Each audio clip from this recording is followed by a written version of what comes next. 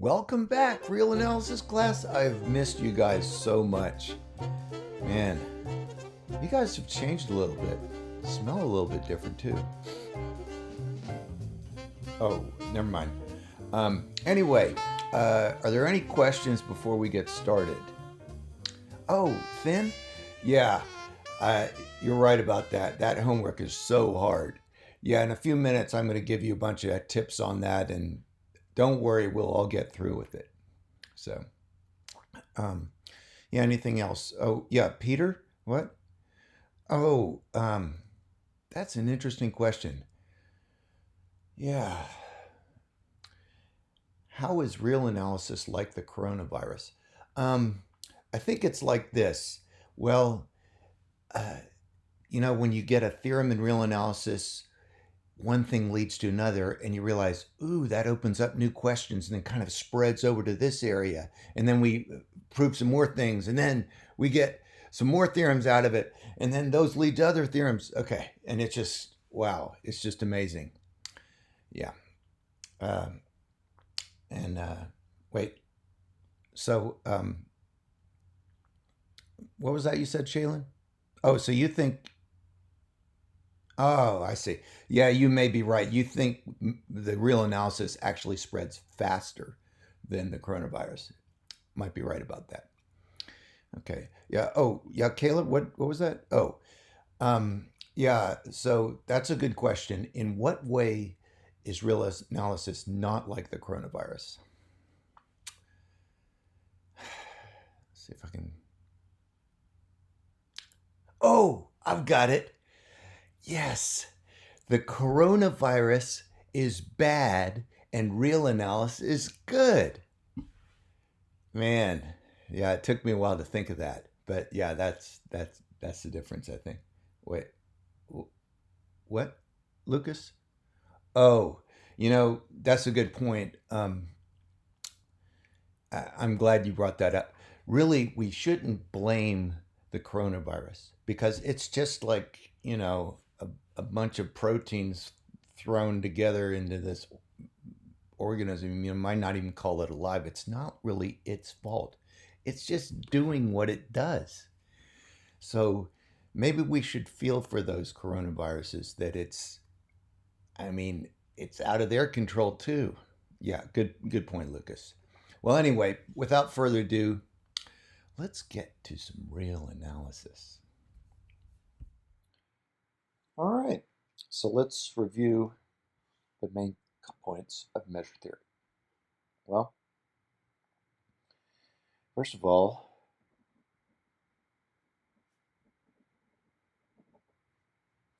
we have this collection E of finite unions of intervals.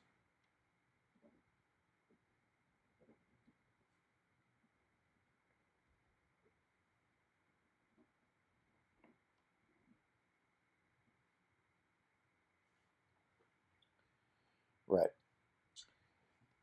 And really, these are, boxes in higher dimensions, however many you've got. And they, could be open, closed, half open, whatever. Okay. And then the measure of an interval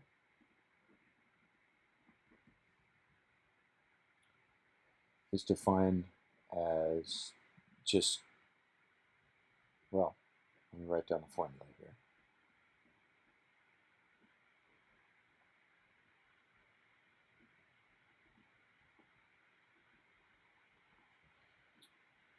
So you take a box with those dimensions, and it's just the product b1 minus a1, b2 minus a2, dot, dot, dot.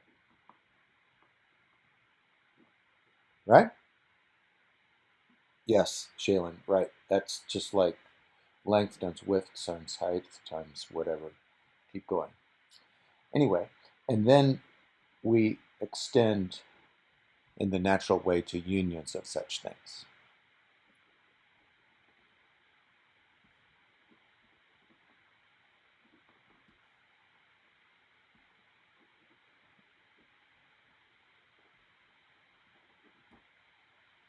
Yeah. Well, first thing to note is E is a ring, which means you can take unions or finite unions of sets in E, and you can take set minuses and you still get other sets in E. So it's closed under finite unions and set minuses.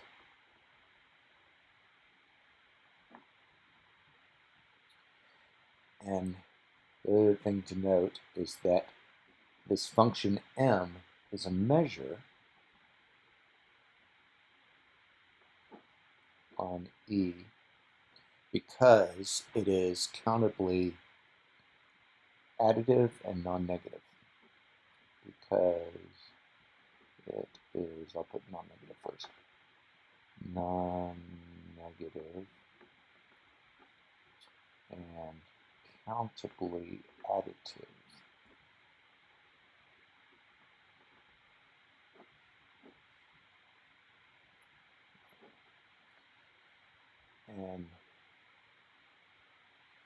And this last one is the same thing as saying for all AK and E that are disjoint, so this is for K and M,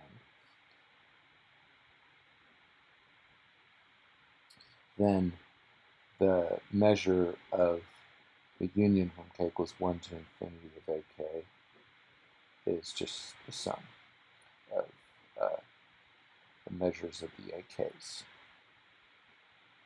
Sorry, I made that too low there.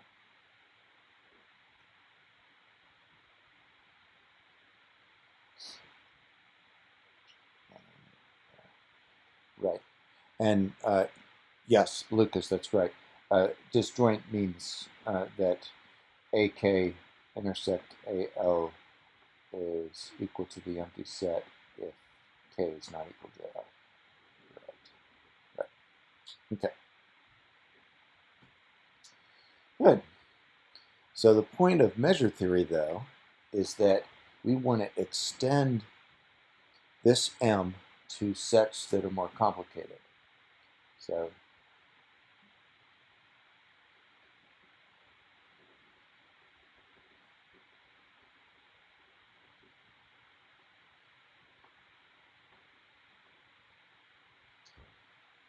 it'd be great if we could do it for any set.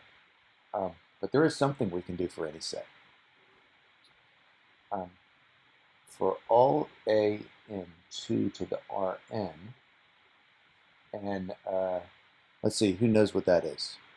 Right, Caleb, that's right. It's the power set of Rn, which is the set of all sets in Rn, set of all subsets of Rn.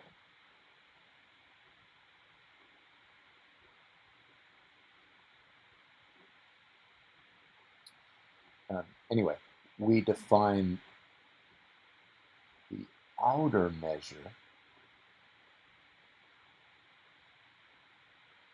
m star of A by m star of A equals the infimum of the sum of the measures of these intervals. Sum from k equals 1 infinity of a measure of ik such that the ik's cover up A. So A is a subset of the union k equals 1 to infinity of ik. And these are intervals. I probably needed to say that. The infimum of such sums. And so the picture is, some A is some crazy jagged set, and then we're just covering it up by bunches of intervals, which are really just boxes. Yeah. Anyway, yeah, and the key is, and it's a countable collection of intervals. So note that the union of ik is not necessarily in E because this is not a finite union. Sometimes it is, just by luck, but a lot of times it's not. Anyway, so some properties of M star that we have are that, let's see, M star is actually equal to M for B and B. So it agrees with the previous M. And then we'd like for it to be countably additive, but actually we do get something. It's countably subadditive. It's not really the same kind of thing, but it's sort of similar. Subadditive. And what does that mean? That means if CK is in 2 to the Rn for all K and N, then we have that. And I'm not saying that these guys are disjoint.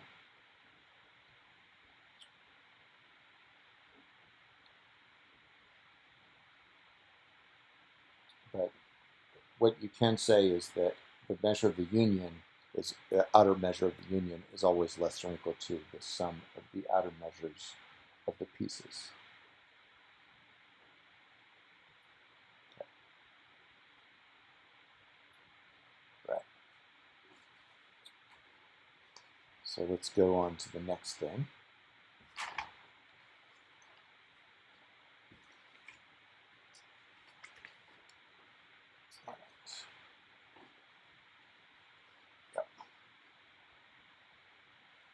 Oh, what's that, Peter? Oh, good question. Yeah, I'm going to write that one down. Okay, question.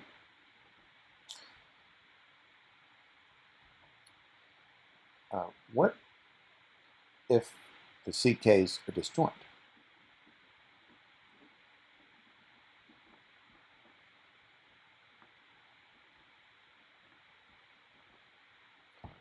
Well,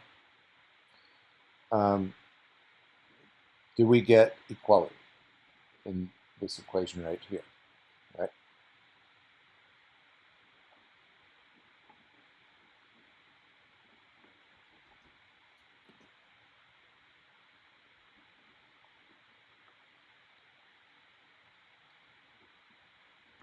So, in other words, talking about this thing right here. Okay.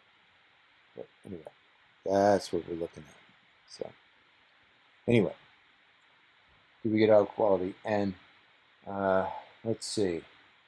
Does anybody know the answer to this question? Let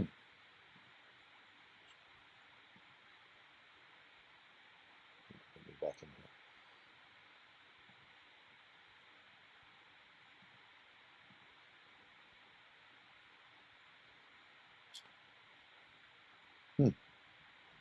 That's right, then. Right. Good job. Yeah. We saw an example where we had the unit interval and we divided it up into a countable union of 6. And they were actually all just translations of each other, so they actually had the same outer measure. So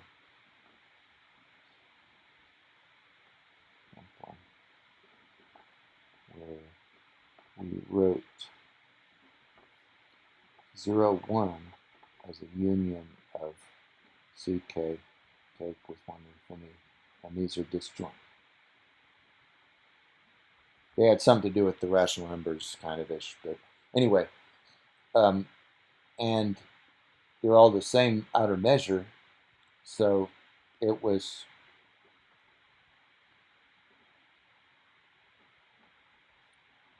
uh, so it's impossible that this, which is 1, is equal to the sum k equals 1 to infinity of m star of ck. And that was because the only possible answers for this are 0 or something positive, and it doesn't work. So yeah. Anyway, so it turns out that we're not going to be able to use all sets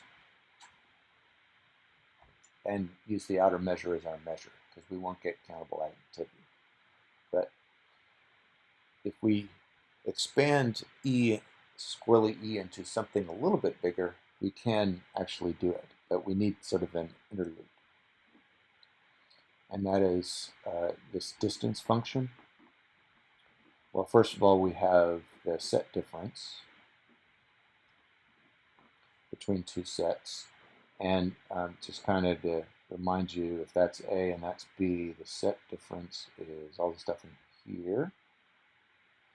And the distance, which is not really a distance, but I'll put it in quotation marks, it kind of acts like one, between A and B, is the outer measure of the set difference of A and B. So you can tell if they were exactly the same, this would be 0.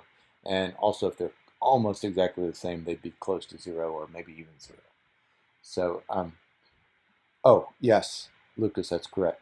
So this is actually works for any A and B that are subsets of Rn. That don't have to be, an E or anything like that. All right, so the next thing we made was a new collection of sets that are much bigger than E, where the m star acts like a measure. And the first thing we had was this curly mf. I think F means finite or something. Anyway, who can remember what that is? That's right, Caleb. Good job. Yeah, it's the sets in Rn such that there is a sequence of sets in E such that the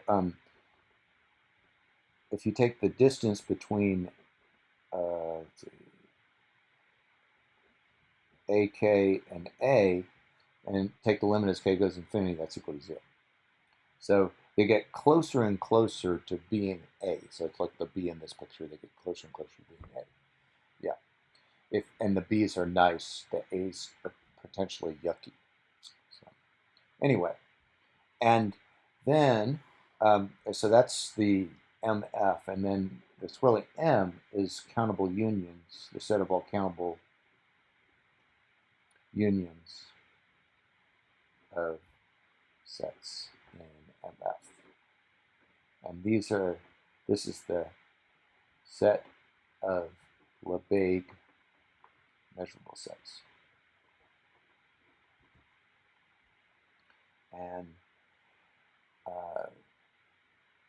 right, that's right, Shailene, is that that's one of the most important properties of the M. Yeah, the first most important property is that it actually is a sigma ring. So it's closed under countable unions, set minuses, okay, and also under complements.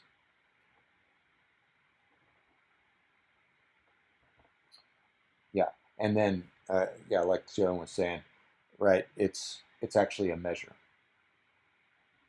If you take m star Now let's just start calling it M, and apply it to the set since curly M is a measure.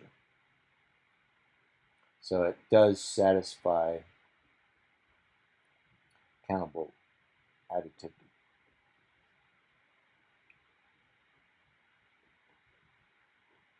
So by the way, that means that this set right here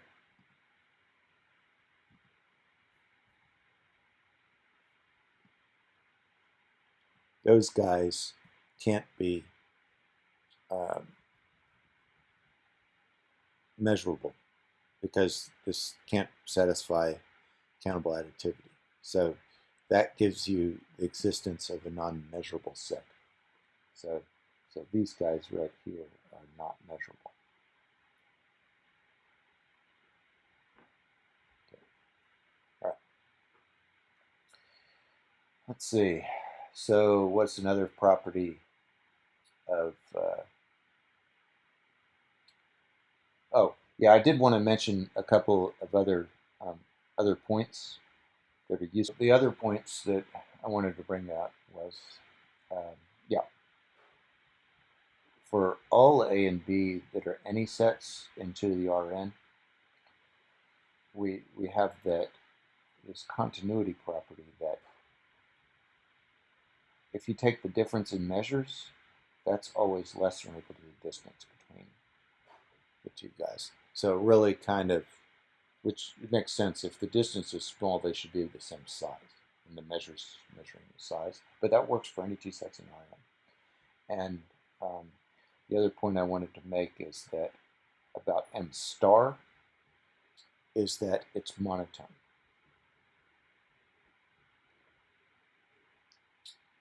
And let's see, so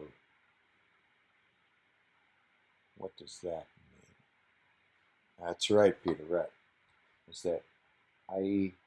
if A is a subset of B, then M star of A is less than M star of B. Okay, that's kind of moved over there. Yeah, I just lifted it up. Right. Great. And now I wanted to tell you about a couple of other points. Also about the Lebesgue measure. So these are equivalent notions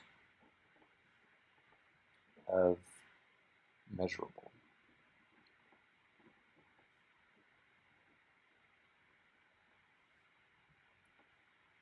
Okay, so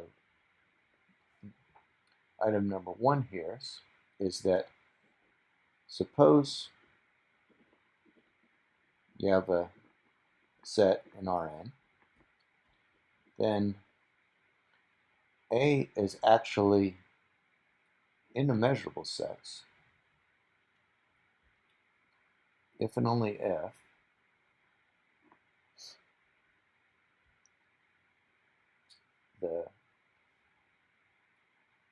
for all E that are subsets of Rn, we have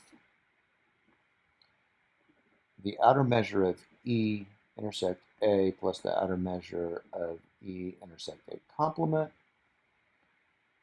is equal to the outer measure of E. All right, and you might recognize this as 10.4 in the homework. One thing that's really important to note here is you cannot put M here.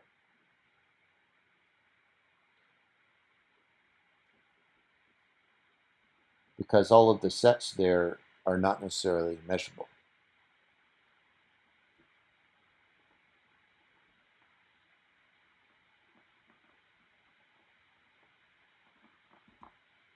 So turns out the proof of this is really, really difficult.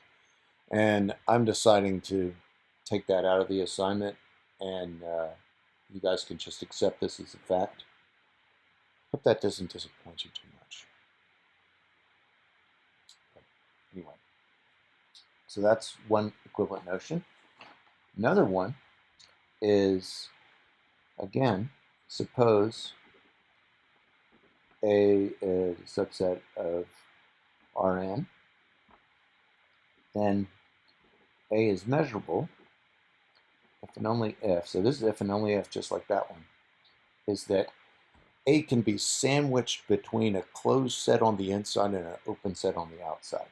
So what do I mean by that? For all epsilon greater than 0, there exists an F closed and U open such that A is between them, F is a subset of A is a subset of U, and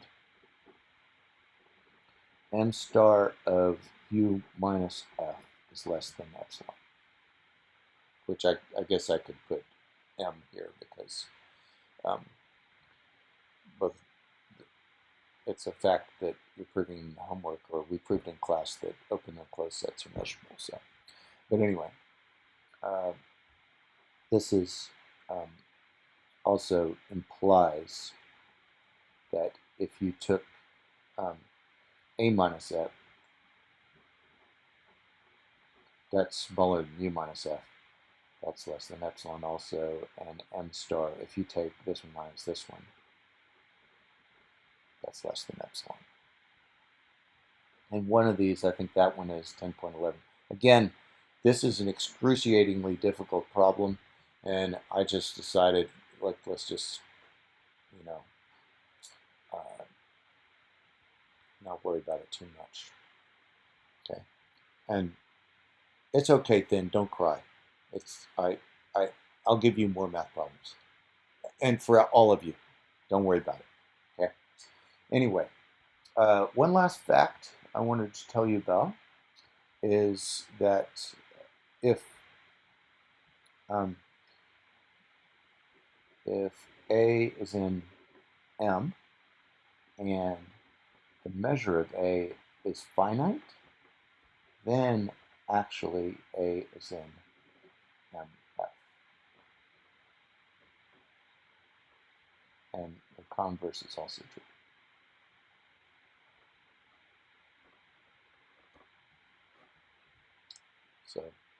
So it turns out that the ones in the MF are the ones exactly the same as the ones in M with finite measurements. So tune in to the next clip and you'll get a hint on problem 10.3. And then after that, we'll talk about measurable functions. See you around.